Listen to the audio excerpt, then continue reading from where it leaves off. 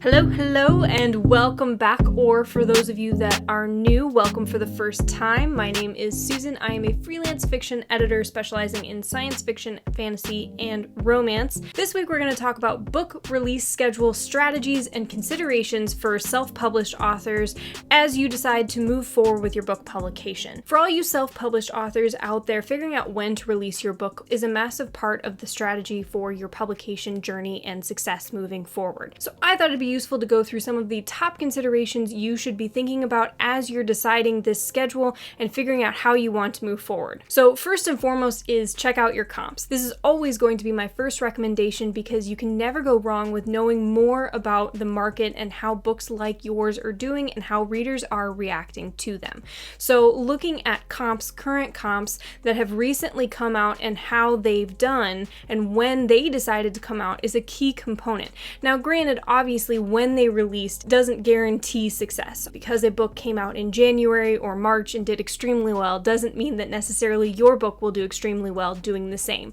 But there is some strategy behind when they came out, and that's something that you should consider as to why they did that. Why that might be an ideal time for that type of book or for readers that you're trying to target. Then look at when is their next book coming out? Is it coming out around the same time of year? Do they have a specific schedule going? Is that something that you can capitalize off of? So if it is truly a comp to your book, if it is something where you're going to your family members, your audience, anybody out there saying, if you like this author or this book, then you're going to love my book, then that's something that you should really consider as you're looking at your publication strategy. When their next book is out, maybe you can schedule your publication shortly thereafter so that you're not in direct competition with them necessarily, but you can say, hey, did you read this book that came out a few weeks ago? If you loved it, you are going to love my book, which is like that, but with this twist, and be able to push it that way. So you can work on capitalizing on the blessing and curse that is publishing, which is readers, the market, want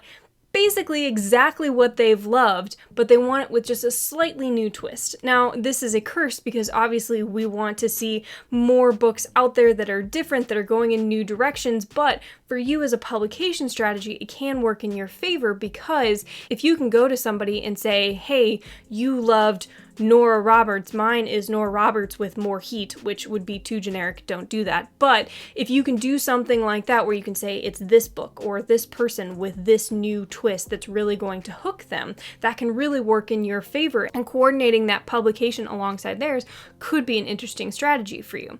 Not necessarily something that you need to do, again, just looking at the comps in general, seeing how they're publishing, when they're publishing, and possibly why, is just information for you to compile with everything else to figure out what might be the best publication strategy for you. Now, combining with market research, you want to decide if your book has a seasonal push or if there's a season that you should avoid. So there are lots of books, thrillers and mysteries especially, that seem to do really well in the summer because they can be classified as beach reads. So you'll see tons of articles come out in the next few months what you should be reading at the beach. What are the top beach reads? What is something that's going to keep your attention on, at the pool? This is something that is a really popular topic. So if you think your books are going to do well that could make those lists, or you could push them in that way on your social media, that might be a great time for you. Or if it's a Halloween, if it's a thriller or a horror or something like that, or if it's going to be a perfect gift for maybe Mother's Day or Father's Day. Those holidays are less popular for book buying necessarily unless you're publishing like a self-help or a cookbook or something like that, but still something to consider and a new way to look at the market as you're deciding when to publish. Now, of course, there are considerations on the opposite side of that as well. August is generally a relatively slow month because people are busy getting back into school schedules and things like that. That's not to say you can't make August work really well for you, but that's something to think about, as well as the same with obviously May. Everybody's trying to wrap up finals, end of school, everything like that. So you want to consider people's lives as well as holidays. When will this work best for them? Also, this ties into day consideration as well. Readers are used to books coming out on Tuesdays. That is a pretty generalized schedule for traditional publishing. Books come out on Tuesdays.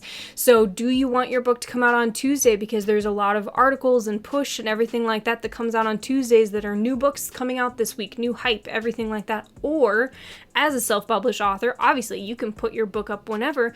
would it be better to put it out on a Thursday so that you're not competing with all that other noise online and in the retailer space? It's up to you. Again, all of these are pieces to a puzzle that you want to keep in mind and consider as you're figuring all this out to make the best decision for you and for your book and market. So then that obviously ties into market considerations. Who's reading your book and when probably would they be most likely to buy it? Now, you're obviously not necessarily going to know the exact details of this. Oh, my audience only buys books in July. If you have that information, please share it with me because I don't have it. But generally speaking, you want to know as you're writing your book who you're writing for. I really highly recommend authors write books first and foremost for themselves, but as you're trying to target a market, know intimately what type of market you're writing for. So is your market, your ideal buyer, a 20-something guy that has graduated from college and that shops at these certain places and will be, at the beach during the summer? Now, granted, you want your readership, your market to be quite diverse, so they're not necessarily all going to fall into this category, but having a really specific idea like that, knowing who's most likely going to pick up your book, who you're trying to target, who you're making your social media posts, your blog posts, who you're specifically trying to reach, can really help you figure out when you may want to put your book out there, because then you can tie into their specific interests, not even necessarily book related, but just in general to try and get your book out there and to them specifically. Finally, you want to coordinate with your schedule. And this is something that I don't feel like authors think about until they're in the thick of things and they've done it several times and they realize this really needs to be a consideration. When are you going to have the time to publish a book? And I'm not talking about formatting it or getting it uploaded or putting it online anywhere. I'm talking about if you're trying to make this a part-time or full-time career, you're going to need the time to invest in this publication. Even if you are hiring a publicity and marketing team, there's still going to be a lot of time and effort on your part. You're going to want to be able to participate in blog tours. You're going to want to be able to make regular social media posts and engage with your audience, talk with them on a regular basis as you're putting those posts up, as you're making blog posts. Maybe be able to guest spot on a book podcast or a local podcast. Again, knowing your audience, knowing what they're listening to and where you might be able to find them, you will then need the time to be able to target them, be able to get your book in front of them. So make sure you're going to be able to have the time. So are summers better for you, or are they worse because your kids are home? You're not necessarily going to be able to put aside weeks for this. Not everybody has that luxury, but think about times when that might be most beneficial for you, when you'll have the most free time or the most help or anything like that, where you'll be able to specifically focus on this. Hopefully this has been helpful. If you have any other thoughts or strategies that you've seen and you want to discuss, I would love to hear from you. Don't hesitate to reach out, like, comment, and subscribe. It really helps the channel. And until next week, keep writing.